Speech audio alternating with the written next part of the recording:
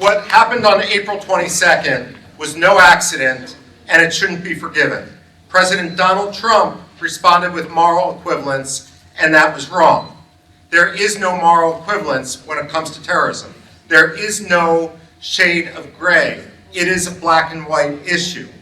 When it comes time to convincing this administration that what happened in Kashmir is also an American interest, it's important to remember that Americans also died at 𝗥𝗘𝗙𝗥𝗏 hands in Mumbai in 2008. And when you track the number of Pakistani funerals that coincided with the end of the fight in Afghanistan, there is absolutely no question that Pakistan was involved in the deaths of dozens, if not hundreds, of Americans. When you consider that in Afghanistan, all of the fertilizer precursors, I'm sorry, not all, 90% of the fertilizer precursors used in Taliban improvised explosive devices, 90% of them came from one of two different Pakistani factories. This notion that the Inter-Services Intelligence Agency didn't know what was going on is absolute nonsense. Another reason why this is important, and the congressman referred to this in a different way, is we already see the beginnings of ISI terrorism in the United States itself. That's what the Khalistan movement is about, and we need to recognize that it's not an organic indigenous movement, that it is directed out of Pindi and Islamabad. Now, what I worry about when it comes to the immediate reaction that we see both in the United States, but also to some extent in India, is that self-deterrence is as much of a green light as Asim Munir's jugular speech in the days before. When you self-deter, it convinces the aggressors that they can quite literally get away with murder. It doesn't lead them to pull back and become less aggressive. It encourages them to benefit more from terrorism. Now, I'm a historian by training, and two instances come to mind that involve the United States, which I think India could derive inspiration from now. I'll do this a little bit achronologically. In 1990, Saddam Hussein invaded Kuwait, and George H.W. Bush was unsure initially how he was going to react. After all, Iraq had the 5th largest army in the world. Talk about self-deterrence. There was a real belief that they also had chemical weapons and so forth. And Margaret Thatcher, who had a personal relationship with George H.W. Bush, called up George H.W. Bush and said quite publicly, "Don't go wobbly on me now, George." Now the relationship, the personal relationship between Prime Minister Modi and President Trump is even tighter than what we saw between Margaret Thatcher and George H.W. Bush. What we need is Prime Minister Modi not to simply call once, but to call repeatedly, and maybe not publicly, but give the message, "Don't go wobbly on me now, Don." There's absolutely no excuse for the United States not to stand up for its top allies and the world's largest democracy. Now, going back in time to 1988, we all remember the Lockerbie bombing. It was a precursor to what we saw with regard to the 1985 Air India bombing. Now, not a precursor, a post-cursor. Yeah, this is why I didn't become an English teacher. At any rate, well, first of all, there you have another example of how Pakistan-based terror has a habit of impacting the United States. Expect that article in the next couple days now that I realize it. Now, at any rate, after 1988, the President of the United States was Ronald Reagan, but George H.W. Bush's vice president had just been elected. And Ronald Reagan, we know from the declassified documents, basically said, "In my last days in office, I'm not going to tell you what to do. You're going to be president. You decide." And what George H.W. Bush decided was, rather than treat the Lockerbie bombing, terrorism, as a military matter, he was going to try to treat it as a diplomatic and a judicial matter, to ramp up sanctions against, in this case, Libya, as well as to put together the forensic evidence. The problem with that is, if you consider terrorism to be a judicial matter rather than a military matter, you're always looking to pick up the pieces after the attack. The second problem with that is the momentum that, and the outrage in the international community that would allow for retaliation dissipates with time.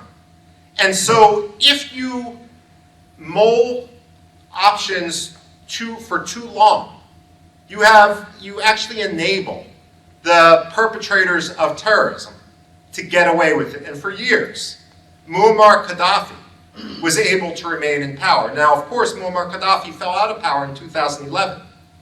He should have fallen out of power in 1988, after the Lockerbie attack. Now, so Modi must call President Trump repeatedly. There will be some military, there's valid military response, and I'll get into that in a second. But the response shouldn't only be military.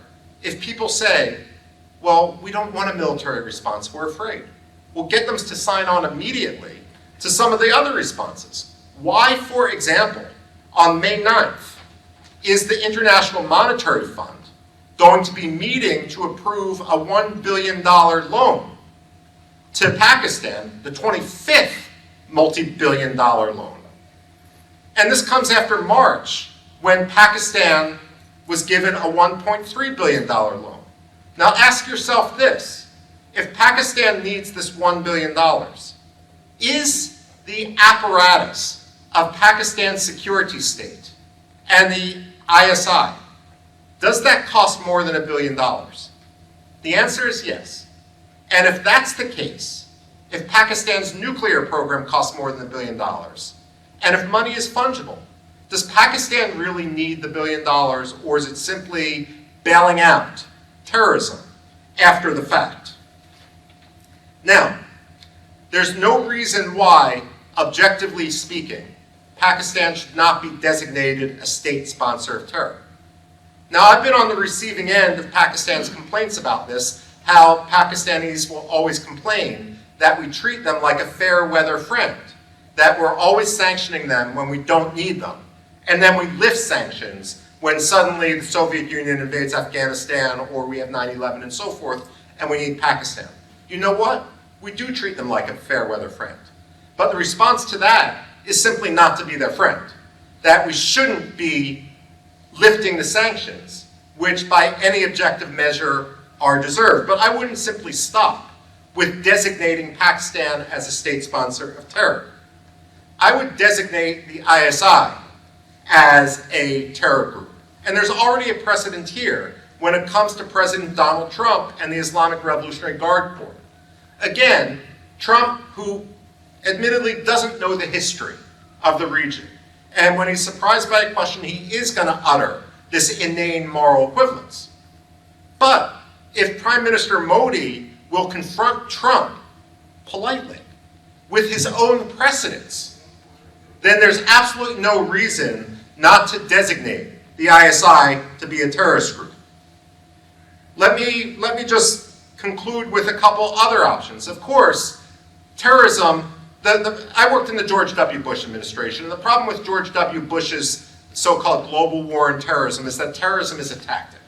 It's not an ideology, and it's an ideology which drives the ISI.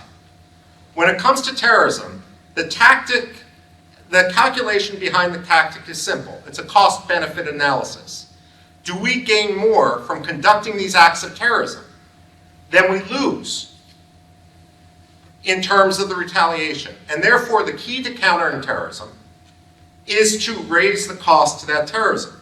So I would ask you, if the ports of Hodeidah and Bandar Abbas can go boom in the night, why can't the port of Gwadar or Karachi? It doesn't need to have a claim of responsibility to it. And when it comes to Gwadar, let's also not kid ourselves. Pakistan is not really an independent state anymore. It's a satrapy of China. And China has been encouraging Pakistan, China has been encouraging Bangladesh, and trying to encircle India. In addition, let me just conclude with some advice to Asim Munir. You saw what happened to Qasem Soleimani. What I would say, not only to Asim Munir, but actually to his aides, is that no one should get into a car with him right now. No one should get within 30 meters of his car.